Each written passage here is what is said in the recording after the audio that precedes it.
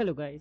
I recently read some philosophy on social contract theory, and it's a very interesting concept. It explains how society functions, and it's not totally scientific or something, but to me, it makes some amount of sense to figure out how the world works. So, how society might have formed at the very beginning of it. So, according to social contract theory, which is a term first explained by Socrates, it's that it's a moral obligation of any individual who's living in a society to follow the society's laws. And because of that, well, Socrates died, but he stated that since society offers security or some kind of nourishment to the growth of an individual, the individual is supposed to accept death if that society gives it to him, and that would be morally right if he broke the law of that society. And if the society wants something from him, they can even take his life, and that's morally right. And I found it very interesting because I realized that for a very long time, that is how morality's basic building blocks work. Firstly, morality revolves around forming laws that are considered taboo, and individuals participating in that law must give some freedom to the society of law and order. As freedom is quite expensive, and due to my negative and my own suspicious outlook towards the world, I think people should or would desire freedom. But the problem with freedom is that it's quite expensive, and people, since I'm very suspicious of them, people would also desire freedom to commit some sort of evil, because order represents the biggest problem, which is non stimulation and mundaneness. And I think that's why Roman circuses existed, and that's why manslaughter was such a small thing just a century back. People who follow the law are not necessarily evil, but I do think that all of us do have some capacity of committing violence, and it's in everyone. And the violence can be anything, it can be verbal or actual physical full-fledged war, but I would prefer verbal violence that can be allowed morally, to be honest. But I think everyone has some capacity of, some sort of capacity to commit some kind of evil. And the laws of the society and the ones who are governing it uh, understand it very well. And that's why in the name of freedom there exist people who use hate speech to stimulate the masses and gather some sort of power.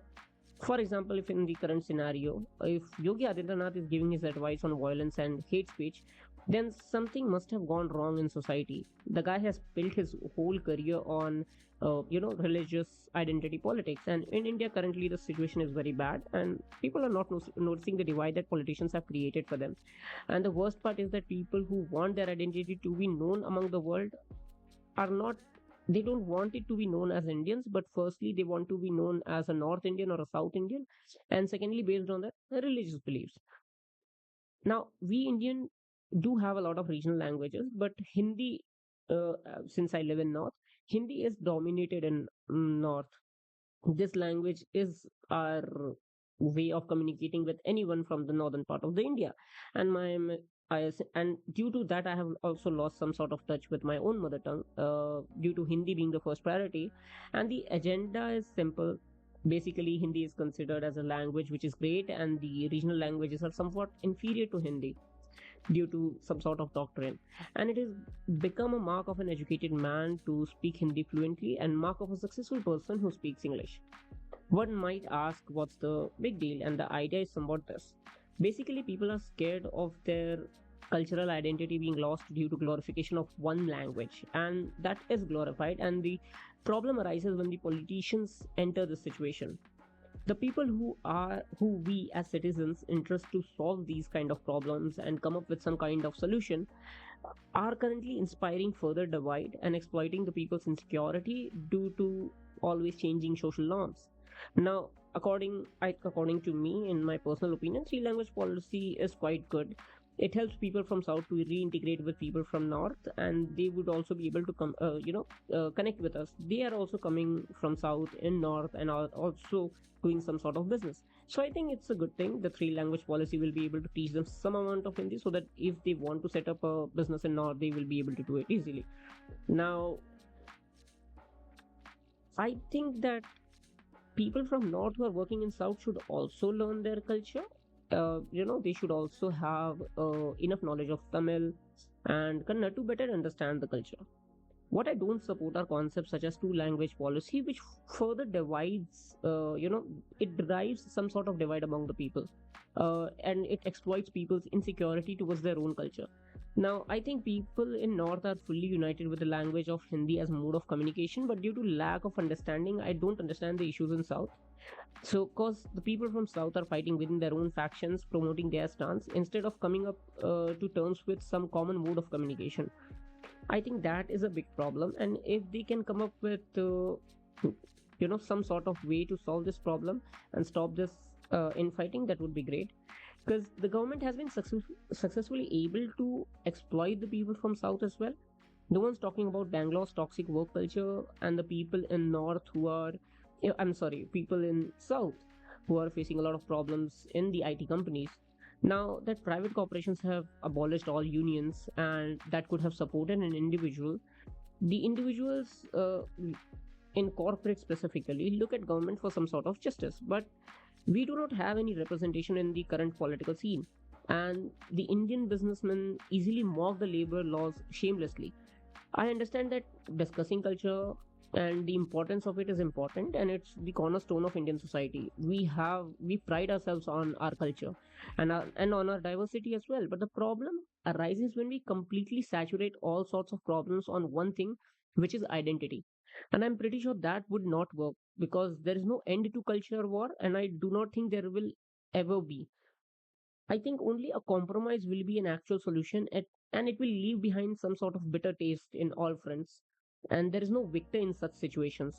These riots and rages that is building up into the society is because of the government who is expecting its citizen to follow the law and abide by it, and people are most diligently doing that, but it breaks the promise of freedom, security, and financial stability. People have gone primitive due to this cultural wars, in my opinion.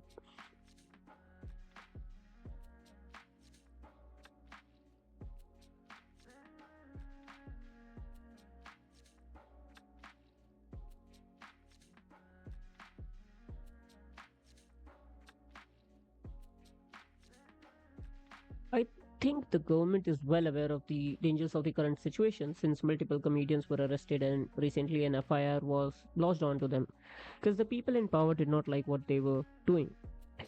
They showed immediate action with great precision, created chaos among the people, and they showed that people who represented the culture and showed some problem into the country other than their racial and religious identity, those kind of people cannot have a voice without consequence. And this shows the lack of confidence and insecurity of the people in power.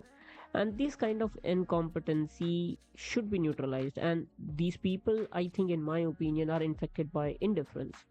Their only job is to secure power and freedom for themselves, and they need freedom to oppress the masses. And that's where the things go wrong. For example, see the newspapers nowadays. Without any shame, these channels in India are more focused on entertainment than they are focused on real issues in India. And it makes me wonder whether we are living in Wild West. The tax regime, the citizenship, infrastructure, education, medical services, all of these problems are secondary concern for the current masses or for the government compared to the religious and political identity of an individual.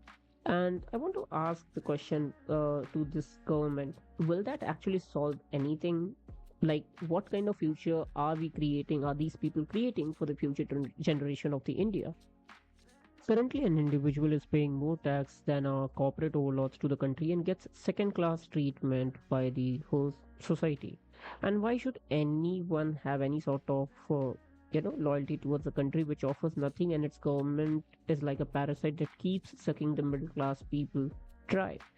Now, the people in middle class drive the economy, and the poor people, they drive the infrastructure. It is built by both of these classes, according to me, and they have been starved, or there is no security or true freedom given to them. They are not able to reap any benefits of the current economic system, and they are just stuck in this system and are just waiting to die. And if these people decide to leave country because of the political scenes and due to some tax regime which they don't agree with and they want to leave the country, they are completely mocked and ridiculed. And it's all about values that people have.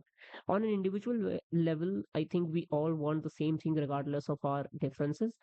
But the politics needs to end because the good regulation and administration of democracy and constitution needs to come forward and tackle these problems and neutralize these people who are basically addicts, who are exploiting their power and enjoying it.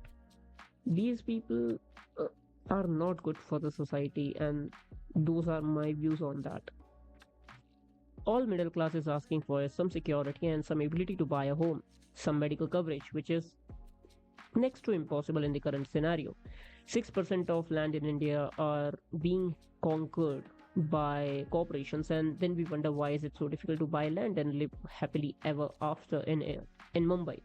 And I think that the government should be held accountable on these things, but the media and the propaganda that is being spread by them is very strong. I won't say that the people in power are stupid. In the end, I would like to clarify one small thing. The problem is not that one person like prime minister or some CM are to be removed from their position and someone else should be the leader. That's not the problem here. There is not one person who is to blame about the situation of the current uh, the situation of the country as of now. But the whole system is infected by corruption, I think, and everyone is working in the government are just people doing their jobs. There is just lack of actual work within the bureaucracy that I see.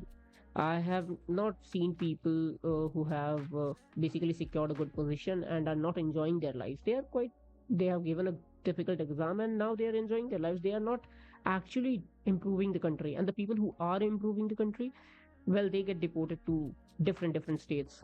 So I don't see examples of people actually doing some work and actually helping them because that is currently being discouraged by the current system, and that might be the reason why they are not getting represented and their work is not getting reflected, or they are not being appreciated. And I think that's why all of these problems are actually existing, and I don't think that the government is incapable or incompetent